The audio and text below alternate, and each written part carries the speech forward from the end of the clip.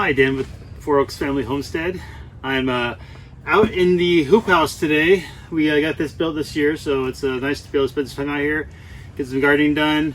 Today, since it's gardening season, early spring, many places in the Midwest is the coldest spring and known to mankind, known to springtime. Springtime? Yeah. Okay, anyway, here is hot as can be. It's like 90 degrees, has been for the last few days, and it's time to get things in the ground. We are doing today self-wicking buckets, and that is making any container you have, whether it be a 17-gallon toy bin that we used to use when we were young parents for our little kids, or planters. So you can convert anything you have to a self-wicking tub, and that will allow you to have a few days where you don't have to water. So you can have it, it'll soak up the water that's in it for a few days. So take a look in here. Further down, we'll see this is about 8 inches or so deep. Please excuse the sound you hear, the plastic from the hoop house. I have it loose on the bottom to where you get some airflow, so it kind of smacks against the sides. Haven't had a chance to, just like that, haven't had a chance to get the PVC pipes in there to where I can roll it up yet. So you'll hear a kind of weird smacking sounds every now and again.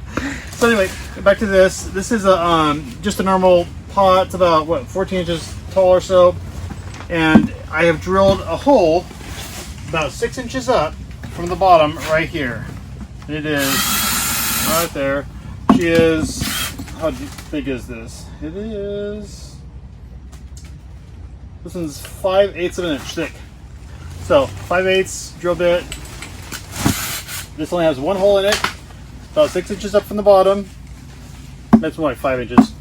Anyway, and the only thing you'll need in order to get this task done is your container, a couple of pieces of drain field pipe, and this is used for diverting rainwater from downspouts on houses and stuff out to where you want to go. So you have this, it usually comes in 10-foot sections, and I cut it down to the sections that I want to use. Since this container is a bevel on the bottom, I had to cut a bevel on these two as well. So I cut 2 of them.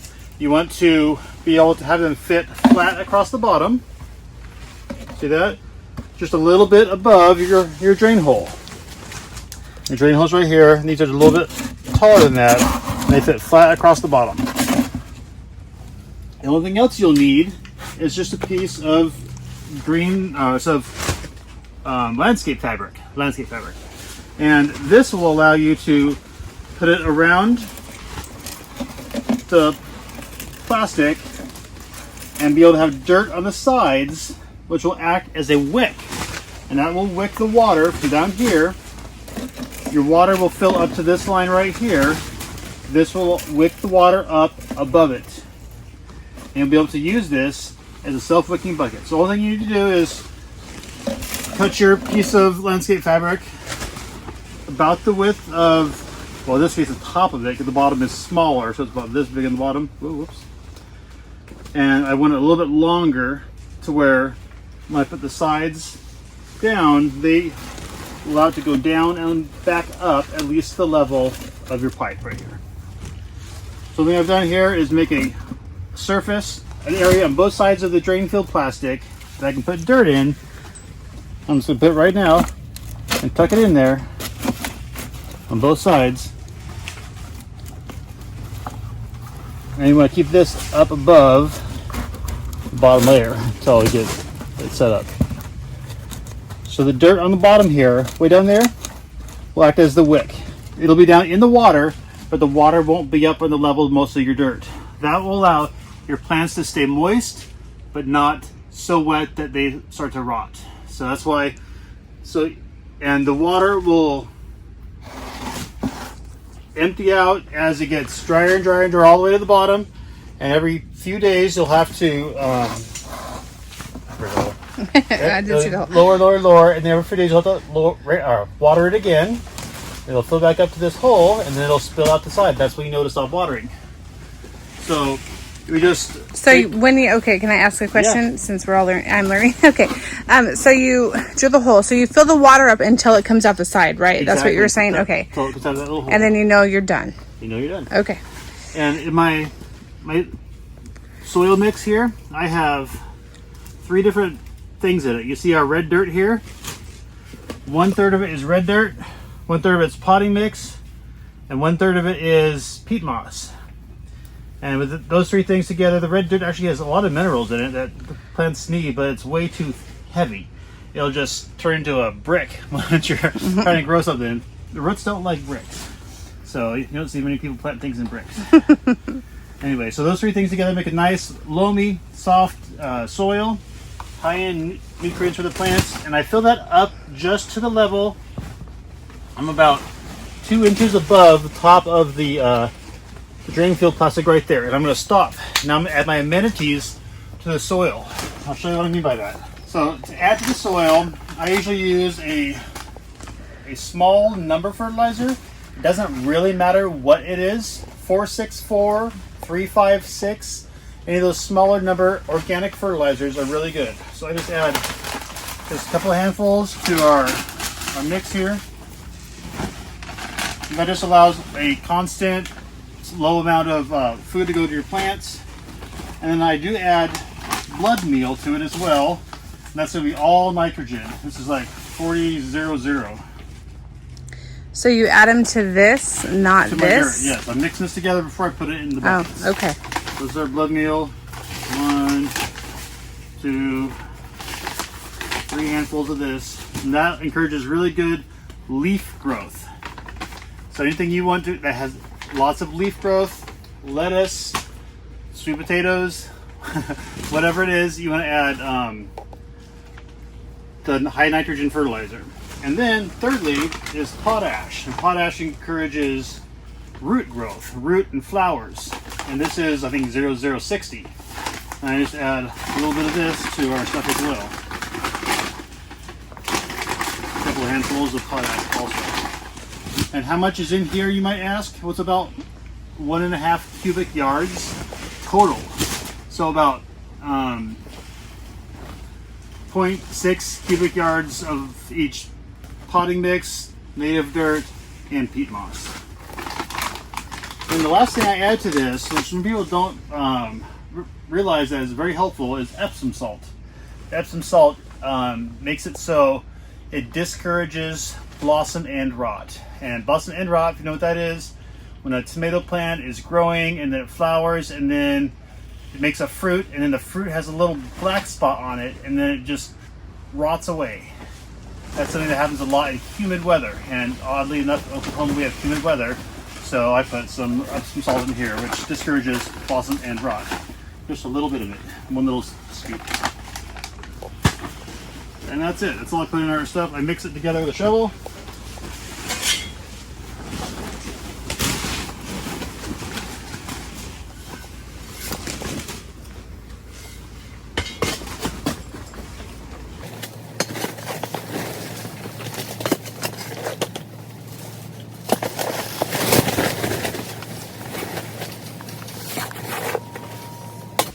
All right, then we got our potting mix, and I'm going to fill it the rest of the way, keeping all the way up to about 2 inches from the top of the pot with this, and then I'll need to water it in.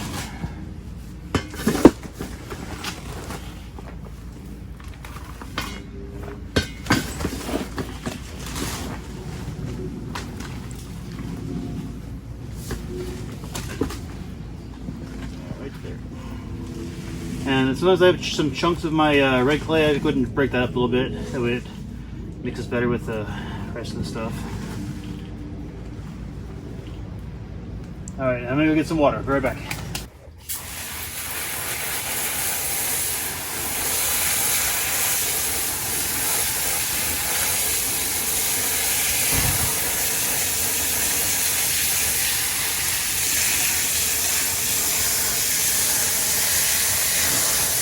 There.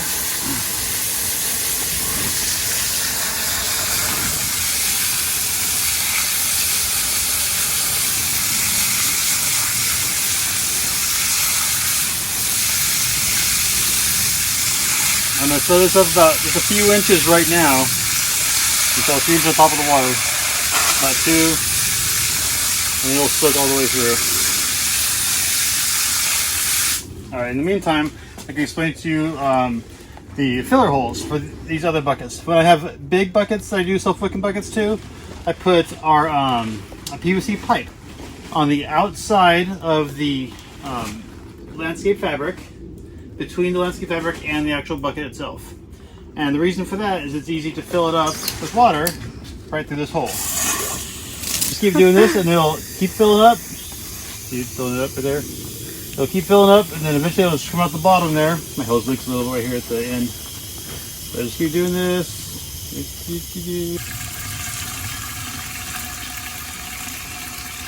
And there she's almost full, and there's the water. So once the water comes out the hole down there, you know that it's full. And that'll last me here, even in the hot greenhouse, that'll last me a few days. A good 3 days. Usually it's about 3 days to half a week, depending on how hot it is outside, obviously.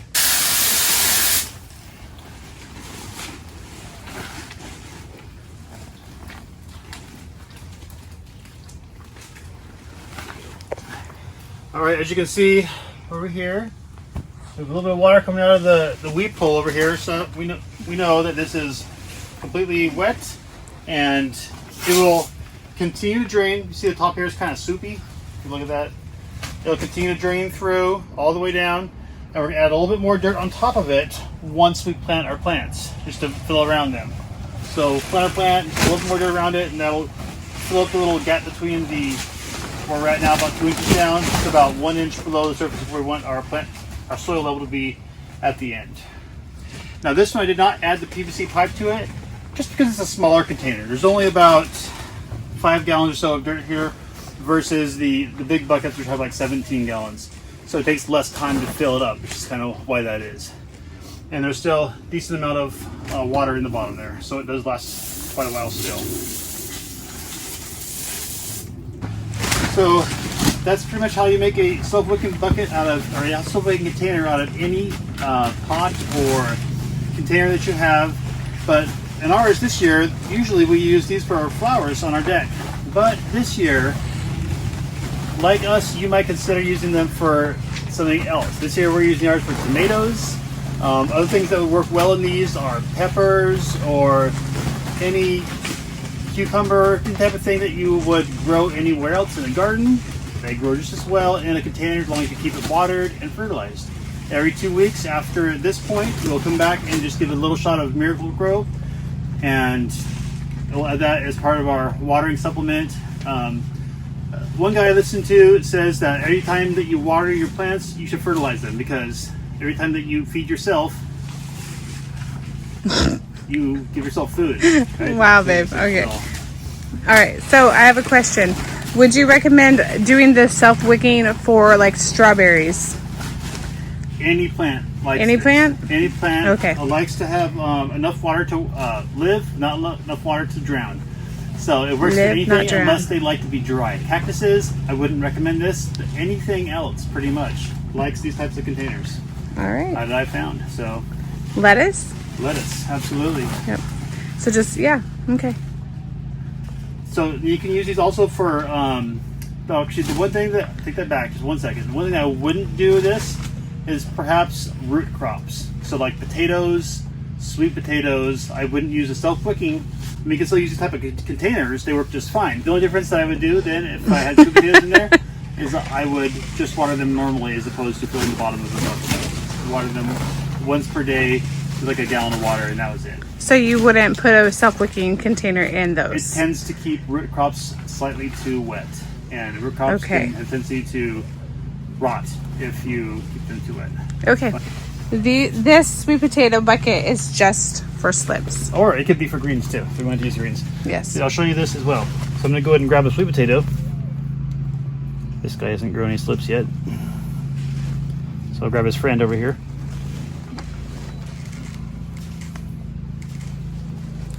So you have it in this self-wicking bucket just to grow your slips. Yep, and slips are these right here. Anything that comes off of a sweet potato plant. Okay, I'm sorry, I can't see it.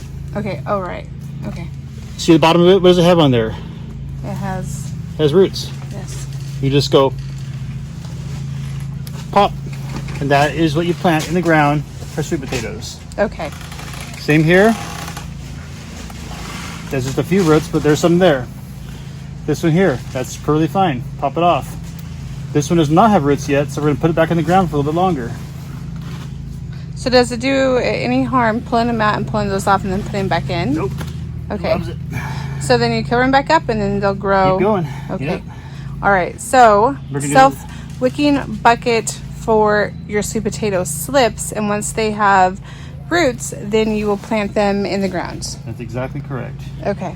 I'm gonna pull our slips off here. And if you wanted to keep them in a bucket, you would just not do self-wicking. Yes, you can grow them in a 17-gallon bucket just like this, but you'll want to drill holes in the bottom of them because they like to drain. Yeah, they don't like sitting water. Right. Okay, that makes sense. Those are pretty looking slips. Yeah, they look good, huh? Mm-hmm. I'm gonna take these slips right here and throw them in the ground. And I'll do my first little sweet potato growth. How much growth, how many potatoes do you think you'll get from those? Each one of these makes about 3 or 4 sweet potatoes. Okay. So every one of them depends on how many you have. I counted 35 slips there, so that's 150 potatoes. Yeah, there's always could be reason to have a bad crop, I guess, huh? Yeah, average. Okay. All right, so that's our self-wicking container for our deck tomato plants. We're going to plant, I think, you can either do like 1 or 2 tomato plants, something this big. In a 5-gallon bucket, usually one's probably about all you want to do. This is more like 7 or 8 gallons, so we could probably sneak 2 plants in there, but they might start to get a little bit root bound. So I think after further thought, I might just go with just 1. And and cherry tomatoes do really well on decks, and so do like smaller or like beefsteak tomatoes. Things that when it gets so hot in Oklahoma, they don't get direct light all the time. So still get you still want a lot of light, but not direct light all day long. So that's that.